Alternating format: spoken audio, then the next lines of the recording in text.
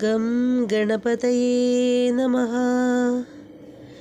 ഇന്നത്തെ ഈ വീഡിയോയിലൂടെ നമുക്ക് തീർത്ഥജലത്തിൻ്റെ പ്രാധാന്യം എന്താണെന്ന് പരിശോധിക്കാം. ദേവബിംബത്തിൻ്റെ അഭിഷേക ജലമാണ് തീർത്ഥജലം. ഇവിടെ ജലമെന്നതുകൊണ്ട് ഉദ്ദേശിക്കുന്നത് മന്ത്രമുരുവിട്ട ജലമെടുത്തതിനാലാണ്. അത് സിദ്ധ ഔഷധം തന്നെ. തീർത്ഥസേവ നടത്തുന്നത് വഴി ശരീരവും മനസ്സും പവിത്രമാകുന്നു. വിശേഷിച്ചും ഒഴിഞ്ഞ വയറിലെ തീർത്ഥസേവ പാപക്കറകളെ കഴുകി ശരീരത്തിന് ഊർജവും ചൈതന്യവും പ്രദാനം ചെയ്യുന്നു. ആരോഗ്യവർദ്ധനവിനും ആയുസ്സിനും തീർത്ഥസേവ വളരെ നല്ലതാണെന്ന് പറയപ്പെടുന്നു. തുളസിയിലയിട്ട ജലം ഗംഗാജലത്തിന് ഉത്തമമാണ്. മന്ത്രവിധി പ്രകാരം ഇങ്ങനെ എടുക്കുന്നത് നാം തീർത്ഥമായി സേവിക്കുന്നു. തുളസി തീർത്ഥം ശരീര മനസ്സുകളെ പവിത്രീകരിക്കുന്നു. വ്രതങ്ങൾ അനുഷ്ഠിക്കുമ്പോഴും ദൈനംദിനമെന്നോണം നാം തീർത്ഥം സേവിക്കാറുണ്ട്. തുളസിയെ ആരാധിക്കുന്നതും പ്രദക്ഷിണം വയ്ക്കുന്നതും തൊട്ടു വണങ്ങുന്നതും എല്ലാം മഹാപുണ്യം തന്നെയാണ്.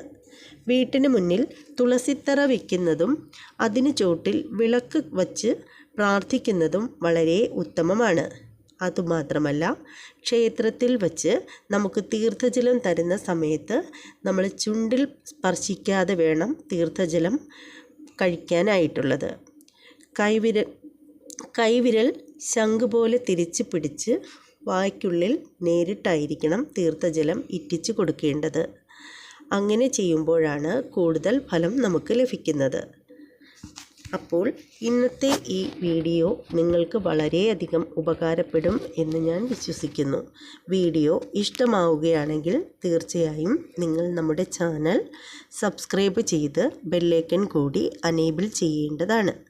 അതുപോലെ നിങ്ങളുടെ അഭിപ്രായങ്ങൾ എന്ത് തന്നെയാണെങ്കിലും കമൻറ്റ് ബോക്സിൽ രേഖപ്പെടുത്തുവാനും ശ്രദ്ധിക്കേണ്ടതാണ്. വീഡിയോ ഇഷ്ടമായെങ്കിൽ നിങ്ങളുടെ സുഹൃത്തുക്കൾക്കൊക്കെ ഒന്ന് ഷെയർ ചെയ്ത് കൊടുക്കണം എന്ന് താഴ്മയായി അപേക്ഷിക്കുന്നു.